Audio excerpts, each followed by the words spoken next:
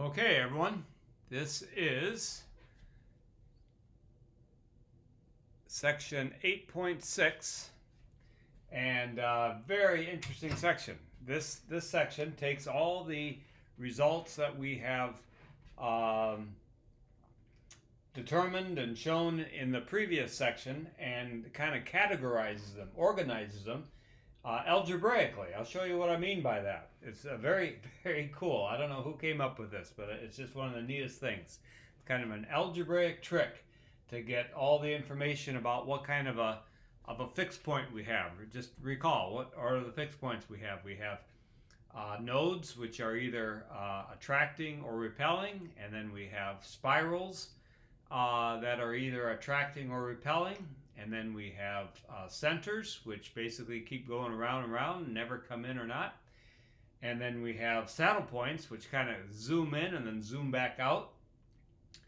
And then let's see, I think, are those the kinds of fixed points we have? And then we sometimes get a whole line of fixed points and even a whole plane of fixed points. Okay, so we'll look at all these various cases today. And so here's where we'll begin. I have everything on here, and just follow along. This is all from the book as well, but this gives me a chance to go over it verbally. So suppose you have a matrix, A, B, C, D, and we want to find the eigenvalues of that matrix. So, of course, we take the determinant of the matrix with lambdas subtracted down the diagonal. By the way, having two straight bars here, that's a notation for the determinant. So that's a shorthand way of saying the determinant there. So of course you know how to do that. You multiply down this diagonal, a minus lambda times d minus lambda, and then you subtract b times c. And after collecting those things and collecting like terms and so on, that very quickly just reduces to lambda squared minus the quantity a plus d times lambda, and then here's your constant ad minus bc. So we take this thing, there's your lambda squared, and we take a plus d, and that is called the trace of a matrix. The trace of a matrix is the sum of the entries on the main diagonal, going from upper left to lower right. So in this case it's just a plus d, so that's called the trace. And that's why we use a tau for it. Trace is just spelled, let me just write that down. Tau stands for the trace, which in this case is a plus d. And then you hopefully remember, notice this is AD minus BC. That's just the determinant of the original matrix. And so that's why we use a delta for it. So delta stands for the determinant, which in this case is AD minus BC. Okay? So we have that. And now, using quadratic formula, what do? You set the determinant equal to 0 and you solve for it. And we know from the quadratic formula that that's going to be the negative of this, which is going to be a positive tau, plus or minus the square root of negative tau squared. The negatives go away. You're going to get tau squared minus 4 times 1 times delta all over 2. Okay? So we know that the two eigenvalues then are going to be of this form. Okay? So they're going to be of that form.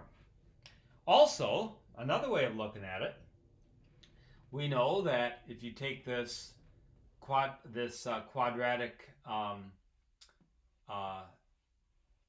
polynomial here and you factor it, this thing is going to factor into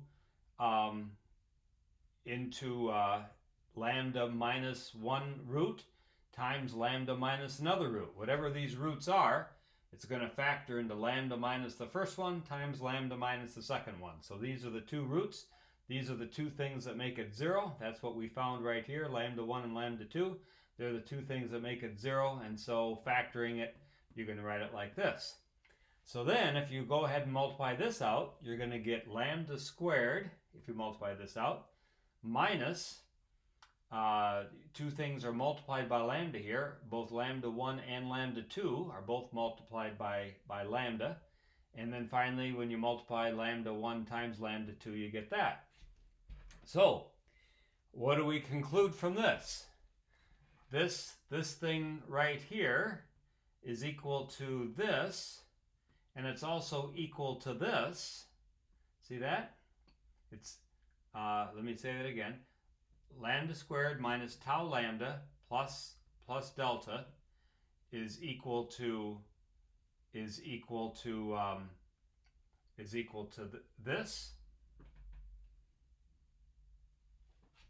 and it's also equal to this.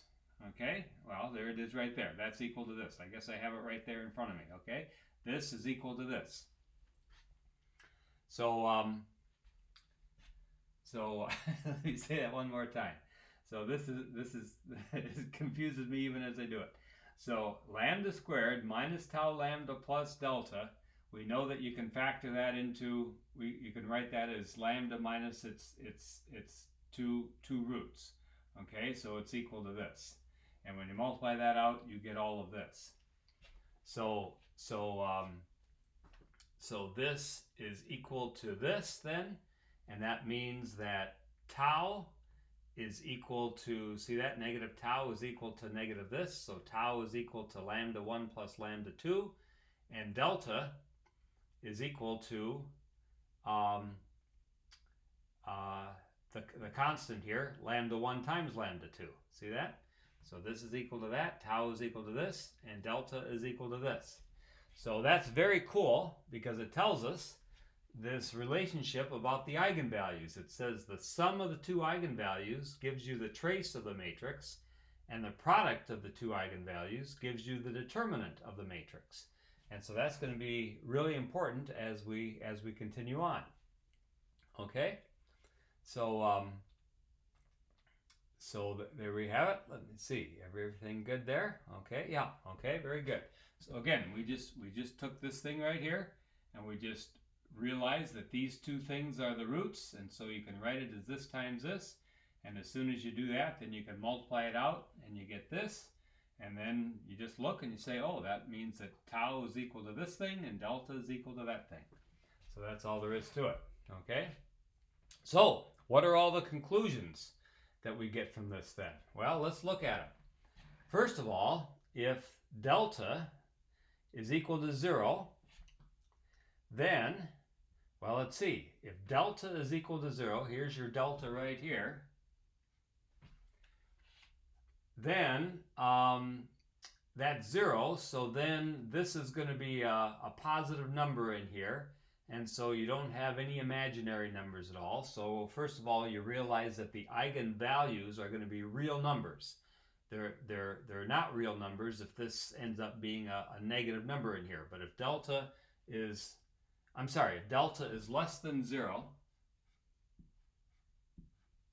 if delta is less than 0, let me get a better marker here.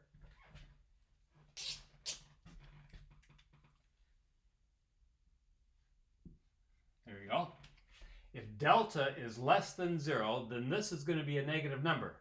If you subtract a negative number, this becomes positive. Positive plus positive is positive, which means that this whole thing is positive in here. And as long as that whole thing is positive, then this thing is real. The only time you get a complex number is if this in here becomes negative. But this is all going to be positive inside there. And so that means that the eigenvalues are real. And notice what else is true. Since delta is negative, since this is negative, that means that one of these things has to be negative and one of them has to be positive, which means they have different signs. So the eigenvalues have opposite signs. And what's the situation from last section where you had one positive and one negative eigenvalue? That's where we ended up with the saddle point. So that produces a saddle point. So right away, we see that if the delta is less than 0, then you're going to get saddle points. Now, down here, I've got a diagram which is going to contain all of this information.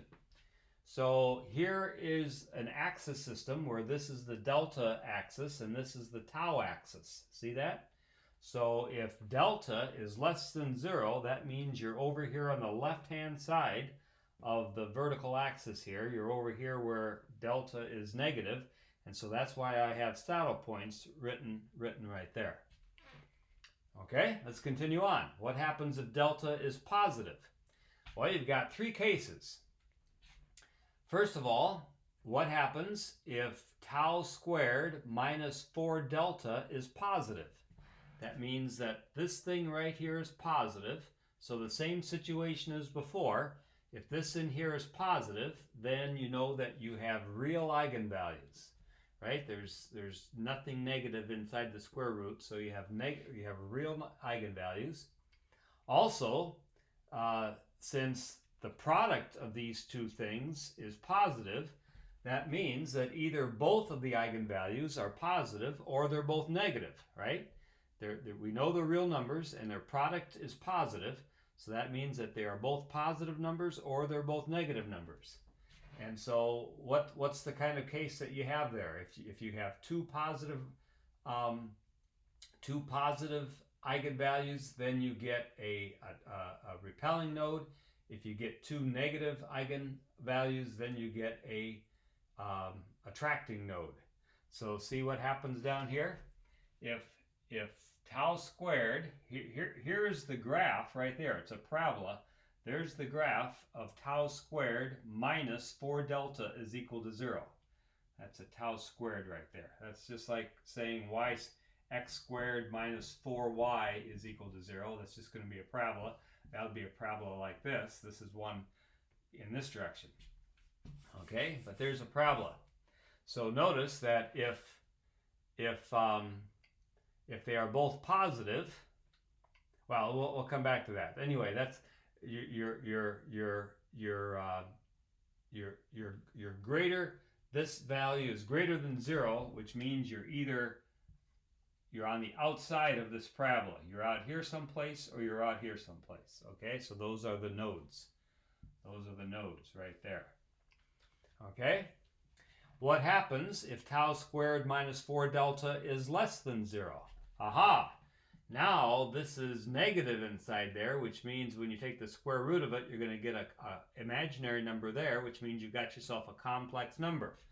Okay, what happened when we had a complex number? That's what led us to the spiral nodes, right? If tau is some non-zero number here, then this thing gave us either an attracting spiral or a repelling spiral. If this thing right here was 0, so that you had only an imaginary number and you didn't have any real part at all, that's what gave us the center. So you have a center when tau is 0, and you had a spiral when tau was not equal to 0. Okay? What happened when this thing right here is equal to 0? If that's equal to 0, then notice that these two eigenvalues are going to be the same because you're adding and subtracting 0, so they're the same, which means you have yourself a double or a multiple eigenvalue. What did that produce for us? We either got star nodes, those are the nodes that all came in like this, remember? Or depending on whether they're attracting or repelling, or else we had degenerate nodes. This was when you have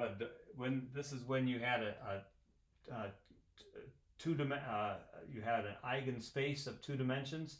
This is when you had an eigenspace of just 1 dimension, and so we got ourselves a what did we call it? A generalized eigenvector as well. So the actual eigenspace for the eigenvalue was only a dimension 1, and so we got ourselves a generalized eigenvector as well. Okay, but either way, one of those two things is going to occur. Either you're going to get a star node or a degenerate node when this happens. Okay, so that's all true. Now, given all this, are these things going to be attracting or repelling? Okay, so the first thing to notice is that tau is always going to be a real number because it's just the sum of two real numbers here. A and D are both real, so it's a real number. So given that it's a real number, one of these three things is going to be the case. If tau is less than 0, then look at this. If this is a negative number here, that's where we had eigenvalues that had that negative real part, and that always led to something that was attracting, because you had an e to that negative number there, and it led to either a attracting node or an attracting spiral. Okay, and conversely, if tau was positive, then you had something which got larger as you went, and so that led to either a repelling spiral or a repelling node. Okay, and then finally, if tau is equal to 0, as I've already said, then you get yourself a center. So there's no attraction or repulsion. It just keeps going around the same spot over and over and over again. Okay, finally, okay, that takes care of delta being negative, delta being positive. Now what happens when delta is 0? Okay, well, again, look at here. If delta is 0, then then by this one, if delta is 0, then that means that at least one of these things is 0, right? If the product of two things is 0, then that means that at least one of them is 0. So you've got two cases. Either they're both 0 or just one of them is 0. If the sum is not 0, then that means that one of these things is also not 0. So if the trace is not 0, then we know that at least that exactly one of those eigenvalues is not 0. And what did that give us from last section? That's where we had a vector. Remember that we had an eigenspace where all along this line you had fixed points, and then you got kind of sucked up. Maybe they didn't have to necessarily be perpendicular, but one way or another they either were attracted to that or else they repelled from it. One of those two cases again. Okay, so you had a whole line of fixed points. Okay, that's when tau was not equal to 0. If tau was equal to 0, then we had two situations again. We had one case where, a very special case, where you had the matrix 0, 0, 0, 0, and that was just a very, very special case where every single point in the whole plane was a fixed point. Anything, wherever you started, you just stayed there. There was no movement at all. The other case is the very last problem from the previous section. We looked at, I gave this as an exercise. You have the matrix 2, 1, -4, -2, and I left that one for you as an exercise to determine what happened there. But there's another case where the trace was equal to 0, and both of the eigenvalues were 0. Because of that, yeah, the trace is equal to 0, which means both this and this are 0, which the only way that can happen is if both of those things are 0. And you don't have to have a matrix like this to get that. You can have one like this. Here's another example where the trace is 0. See that? 2 plus -2 is 0, and also the determinant. -4 plus 4 is 0. So both the trace and the determinant are equal to 0 there. And that I'm not telling you what that one is. Well, I'll actually give you a little hint here. What happens there is you get yourself this eigenspace of fixed points there, and then everything else I'll let you kind of play with it. But I think you should get some things where where you get these other trajectories that are parallel to that. I won't say any more than that. You have to determine which direction it goes. Does it go this direction or that direction? Okay, but that's what happens there. So those are all the different kinds of behavior that are all categorized here. And so now this table right here includes all that again. So I've already kind of talked about it a little bit, but notice that, as I say, if delta is less than 0, then you have saddle points. If tau is equal to 0, which means you're here, that's where you have centers. Okay, that's where you have centers. So there's the centers. If tau squared minus 4 delta is greater than 0, then you're on the outside of this parabola. You're there and there. If tau squared minus 4 delta is less than 0, then you're on the inside of this parabola. And then are you either repelling or attracting? You're attracting if, notice tau, if tau is less than 0, then you're attracting. If tau is greater than 0, then you're repelling. So these are repelling nodes and repelling spirals. These are attracting nodes and attracting spirals. And again, you're a spiral if what's the case? If this thing is less than 0. If this is less than 0, if this is less than 0, then you get a spiral. If this thing is greater than 0, then you get your nodes. Okay? And then finally, if, as I say, if delta is equal to 0, delta being 0 means you're somewhere along this line, then what are the cases? Either you have a whole line of fixed points, which either occurs like there or there, or if you're right here, where both the trace and the determinant are 0, okay, then what are the cases? Then either you have a whole space of fixed points, or you also have another line of fixed points. So this particular point right there, there's two different possibilities for what might happen there. Either the whole space has fixed points, or just a line of fixed points. Okay, so anyway, very cool. That's everything that we kind of went over in the last section, all now categorized. And so notice that there are no exercises for this section. I don't really need to give them to you because you're going to be using this in the next section in order to analyze romantic relationships. So you'll be using this stuff in the next section, so that'll be coming. Okay, very good. So hope this all made sense, and it should read well as well, but now you've got it two different ways.